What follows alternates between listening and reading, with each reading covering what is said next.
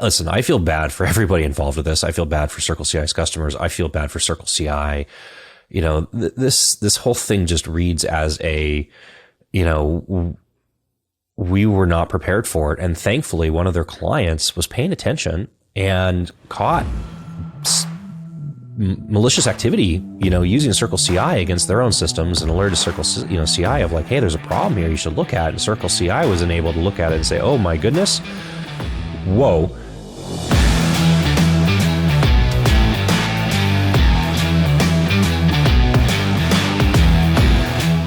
This is a blog post from January the 4th, and it is from the CTO at CircleCI. And if you were not affected by this one, I'm very happy for you, because a lot of our clients were affected by this. And so what happened is, so on the January 4th, Rob Zuber posted this blog post about what had happened with an exploit from them. And, postmortem and what's happening now, and what you should do and what they've done about it. It's good that they posted this, reading this though. And, I have lots of follow-up questions. And I think anybody who's a customer of CircleCI should probably be having the same follow-up questions. Because the way this reads to me is it's kind of like, tell me you don't have any security posture without telling me you don't have any security posture. Okay, post this blog. And so here's the timeline. On December 29th, we were alerted to suspicious GitHub activity by one of our customers. So one of their customers told them that their systems had been breached. That's not good.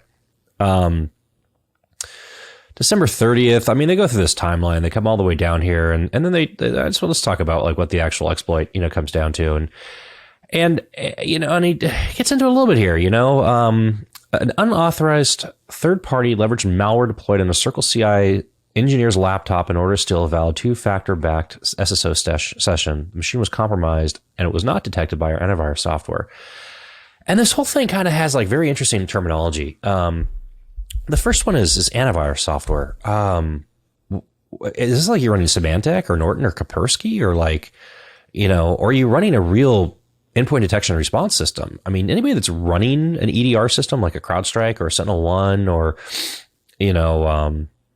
Microsoft Defender, you don't refer to it as antivirus. So that choice of language is really curious to me because it really connotates that you weren't on an EDR platform.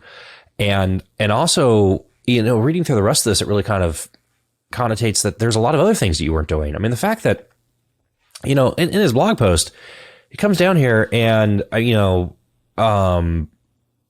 IP addresses identified as being used by the threat actor. So this isn't that the machine was compromised and now we're running on the machine and a threat actor was using this machine to launch continuous attacks into the system. It was, they stole credentials and then used computers connected to Mulvad VPN to connect.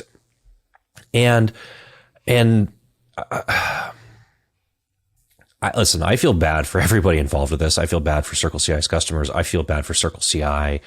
This whole thing just reads as a, we were not prepared for it. And thankfully, one of their clients was paying attention and caught malicious activity, using CircleCI against their own systems and alerted CircleCI of like, hey, there's a problem here you should look at. And CircleCI was enabled to look at it and say, oh my goodness, whoa, circle the wagons. We've got a big problem here, and then start notifying their clients. And, I don't know what this long term is going to do anything to CircleCI. I don't, people leave or if it impacts their revenue or who gets fired or, what these different things are. I know for my clients that are running CircleCI, since the moment this was, basically went public, they've lost productivity. And we're talking like 2 weeks of lost productivity right now between DevOps, SecOps, and engineering teams that have done nothing except respond to this particular incident to try to, rotate their secrets and re-architect how they were managing and what level of trust. And a lot of these things are really also not good for CircleCI in the sense that it, they're commoditizing the platform to the point where, leaving the platform will be very easy for them. And that's not a good place, to be long-term as a SaaS vendor. But I mean, looking at this and talking about like, what should have been in place? Well, I mean, again, the language of antivirus is really interesting. Why was it antivirus and not an EDR? What was the actual threat vector that this malware went onto this computer? That wasn't answered either. Was this malware via an email? Was this a targeted phishing campaign? Was this something that they just randomly clicked on? What were you actually running in terms of, URL inspection? Were you running a secure web gateway? The answer was no. You didn't have that. They probably weren't doing anything in terms of, phishing detection and prevention. Were they running security awareness training? It doesn't say. Who knows? But something, I mean, malware just didn't magically appear on the developer's laptop. Something happened that the malware got on the developer's laptop, and I feel terrible for this person because, that's just brutal to own that knowledge. But then we get into, stealing a SSO or two-factor auth session cookie and then using that to authenticate against an existing platform. I mean, that means your production systems are just connected to the internet with no other authentication layer in between that system and just the internet. Like you can just go and log into whatever the admin interfaces are and production platforms, assuming you've authenticated. That just probably in retrospect wasn't a good idea either. And, the scary thing about this is how normal this is for companies. And when you're talking about selecting vendors and what vendors you're trusting with your business, because in this case, lots of people were trusting CircleCI with their business and still trust them with their business. Is that vendor doing just basic things? Is that vendor, in this case, does the vendor have any sort of, anti-phishing, anti-impersonation, URL inspection software on their email gateways? Are they running a real EDR? Is that EDR feeding into a SIM?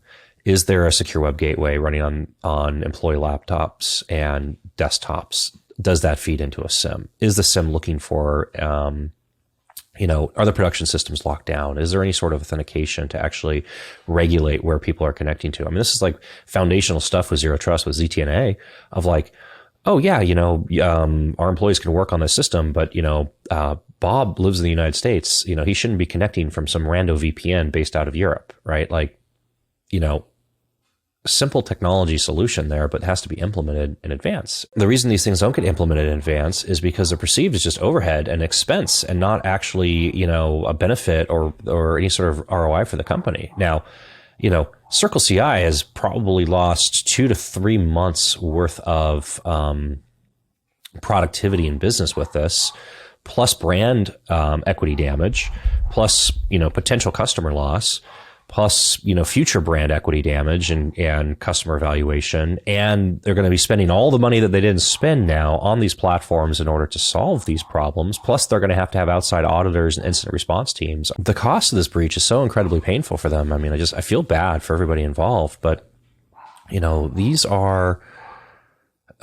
is more than likely was preventable. And, and again, I just come back to this comment about, having a client notify them that something wrong was going on with their platform. I mean, kudos to that client for having the proper security in place in order to monitor and detect abnormalities and investigate that abnormality and then notify their supply chain that there was a problem that needed to be dealt with.